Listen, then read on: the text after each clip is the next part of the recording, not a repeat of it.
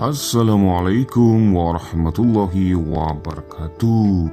Selamat datang di channel Satu Misteri. Pada kesempatan kali ini saya ingin menceritakan dan membagikan kisah nyata yang baru saja terjadi dan viral beberapa waktu lalu. Jika ada kesamaan tokoh, hanya kebetulan semata dan tidak ada unsur untuk menyinggung pihak manapun. Semoga dengan mendengarkan kisah ini kita akan lebih bisa memetik hikmah dari kisah dan cerita ini. Langsung kita mulai ceritanya. Jangan lupa like, comment, and subscribe-nya. Kisah Nyai Roro Kidul, Ratu Pantai Laut Selatan, yang dikenal karena kemampuan menguasai lautan dan juga karena perannya dalam menjaga keseimbangan alam dan dunia gaib. Ia sangat dihormati oleh masyarakat, terutama mereka yang tinggal di sekitar pesisir. Buntut setelah kedatangan Presiden Prabowo Subianto bersama Jokowi ke istana Nyai Roro Kidul tersebut, akhirnya pertemuan rahasia digelar di Istana Negara. Presiden Prabowo Subianto yang saat ini tengah menghadapi berbagai tantangan dalam memimpin negeri merasa perlu untuk mengadakan perundingan dengan sosok yang memiliki pengaruh besar dalam alam gaib seperti Nyai Roro Kidul tersebut. Akhirnya melalui sebuah pertemuan Presiden Prabowo Subianto dan Nyai Roro Kidul tersebut, mereka berdua berhasil menjalin komunikasi dan perjanjian untuk saling kerjasama.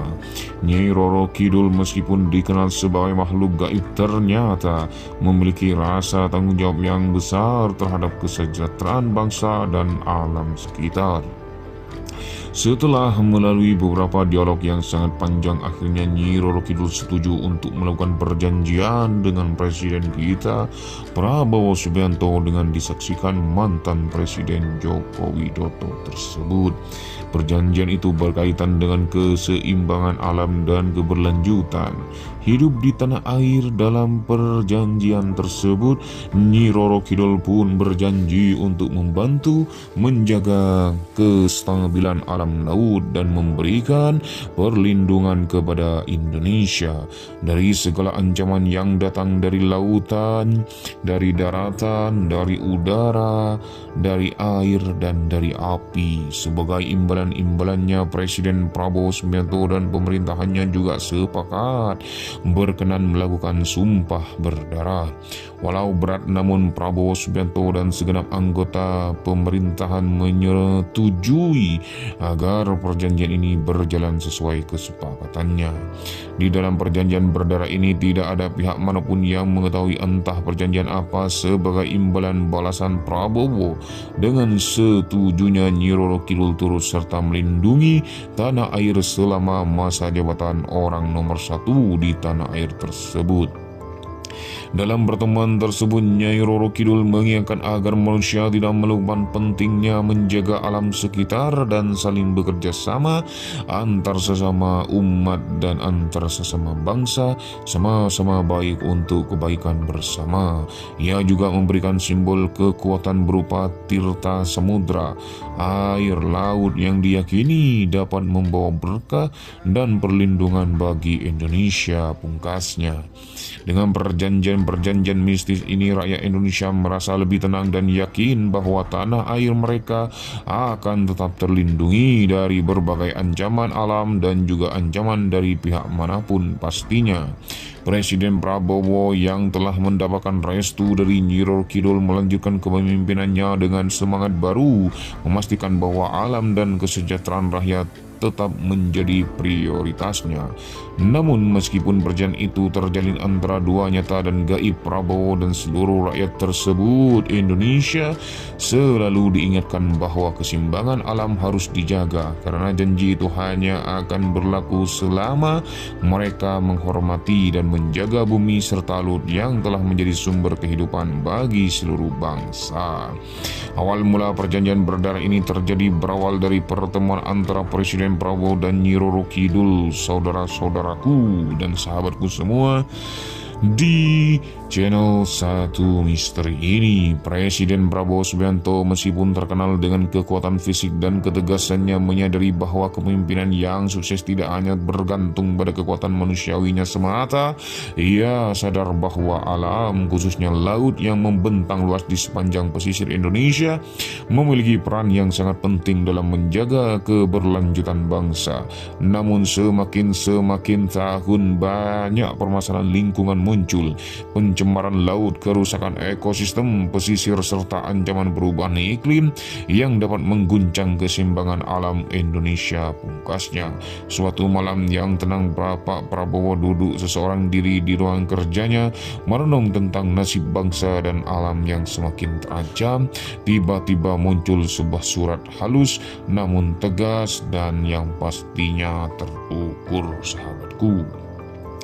Dimanapun kisah-kisah yang kita lalui bersama dan dimanapun hal yang harus kita dahulukan, baik bangsa dan semuanya di dalam negeri maupun di luar negeri tersebut.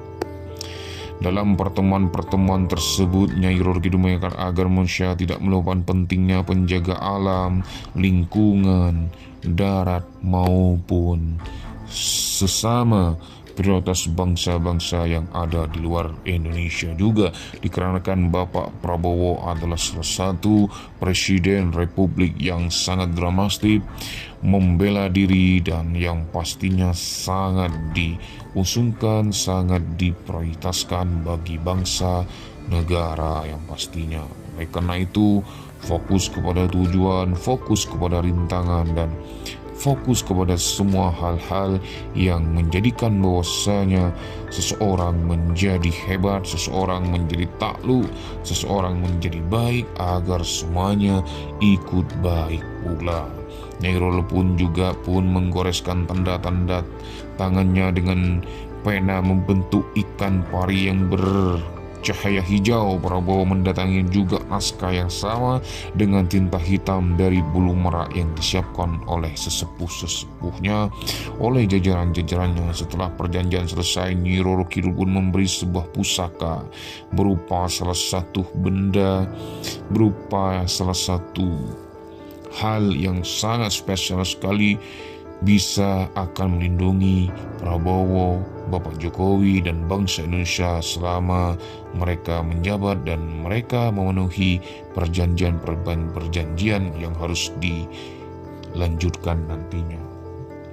Setelah itu Nyai Roro Kidul kembali ke samudera meninggalkan keheningan dalam, dan Presiden Prabowo Subianto kembali ke istana dengan hati yang mantap dan tanggung jawab besar untuk memimpin bangsa menuju harmonis yang selalu abadi.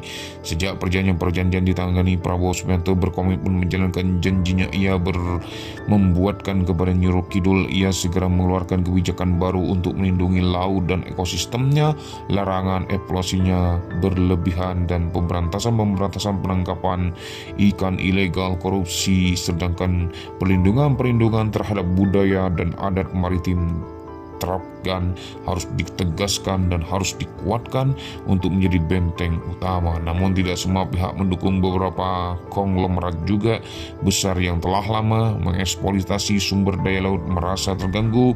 Mereka mulai merancang ekosistem konspirasi untuk menggagalkan kebijakan tersebut.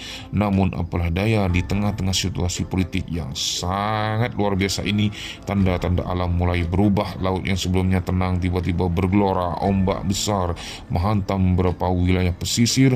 Nelayan melaporkan munculnya ikan-ikan yang sangat luar biasa sekali, dan Pak Prabowo pun mendengarkan laporan itu, segera mengunjungi tempat-tempat terdampak di sana. Ia bertemu dengan sesepuh desa yang mengingatkan tentang perjanjian dengan Nyai Roro Kidul tersebut agar semuanya bisa aman terkendali. Malam itu Prabowo memeditasi di tepi pantai selatan menunjukkan petunjuk, dan tidak lama kemudian Nyai Roro Kidul muncul kembali dan memimpinnya sebelumnya. Kali ini wajahnya terlihat lebih dingin, halus, dan sangat sopan sekali. Dan teruslah berkata bahwasanya peganglah bangsa kita menjadi bangsa yang kokoh, bangsa yang beriman, berakhlak, dan budi pekerti yang baik. Selalu ingat Tuhan kita bersama. Dan semoga kalian suka dengan kisah-kisah kami. Like, comment, and subscribe. Terima kasih.